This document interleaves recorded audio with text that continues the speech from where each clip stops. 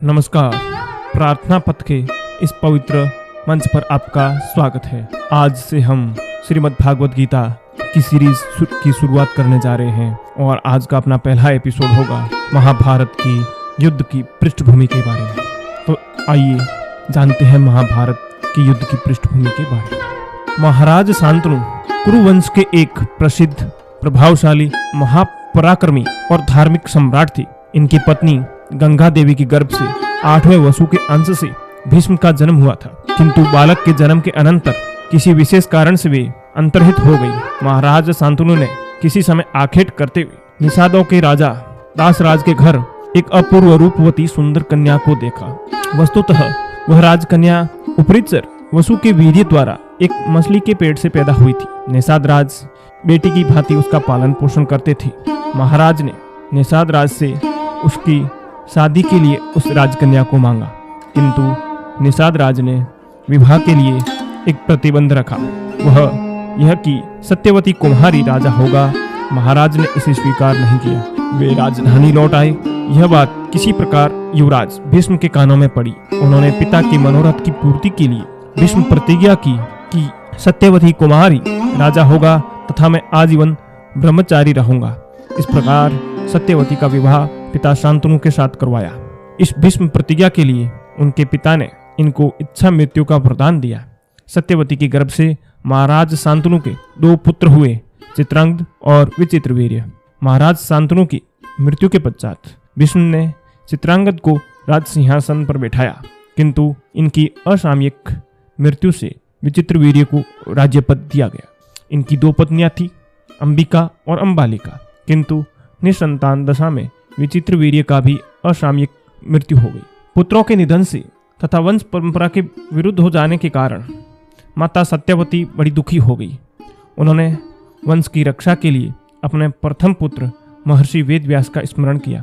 वेदव्यास जी ने माता सत्यवती की आज्ञा तथा भीष्म पितामह का अनुमोदन जानकर विचित्रवीर्य की पत्नी अंबिका से धृतराष्ट्र, अंबालिका से महाराज पांडु तथा उनकी दासी के गर्भ से महात्मा विदुर जी को उत्पन्न किया। धृतराष्ट्र जन्मांध होने के कारण पांडु ही राज सिंहासन पर अधिष्ठित हुए। महाराज पांडु एक पराक्रमी, प्रभावशाली और सर्वगुण संपन्न सम्राट थे। इनके 5 पुत्र हुए, जिनमें युधिष्ठिर सबसे ज्येष्ठ पुत्र थे। धृतराष्ट्र के 100 पुत्र थे। दुर्योधन सबसे बड़े थे। काल की गति से राजकुमारों की छोटी आयु में ही महाराज पांडु की मृत्यु हो गई। अतः भीष्म पितामह ने राजकुमारों के बड़े होने तक धृतराष्ट्र को ही राज्य संरक्षक के रूप में राज सिंहासन का दायित्व दिया। जब 5 पांडव और धृतराष्ट्र के दुर्योधन आदि युवा अवस्था को प्राप्त हुए, तब राजगद्दी का प्रश्न उठा। महाराज धृतराष्ट्र अपने पुत्रों के प्रति पक्षपाती थे।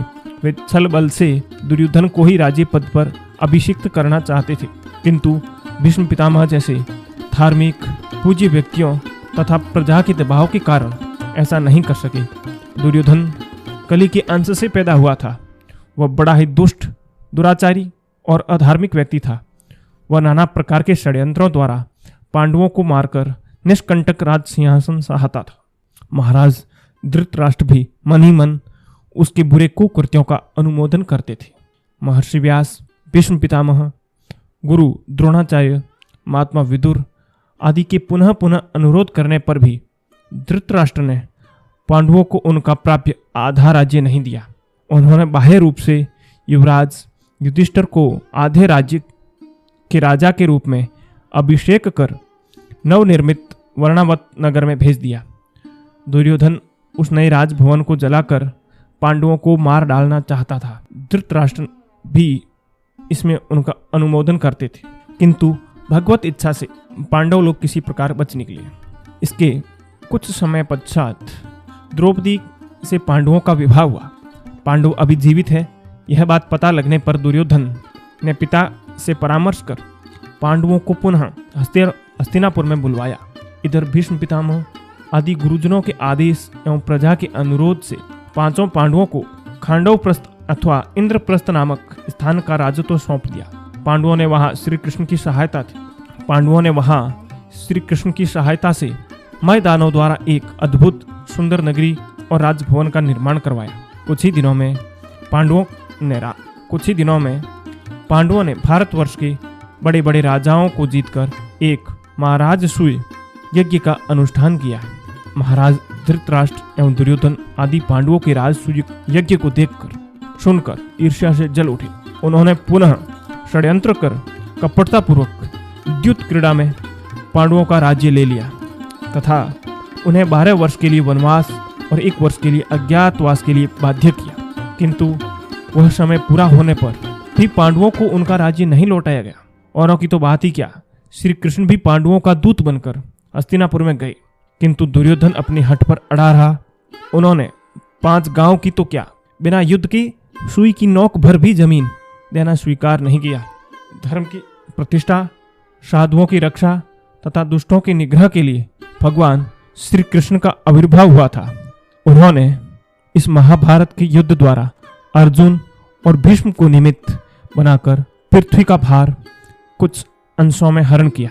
जानेंगे अगले एपिसोड में। तब तक के लिए बने रहिए प्रार्थना पथ के इस पवित्र चैनल पर। धन्यवाद।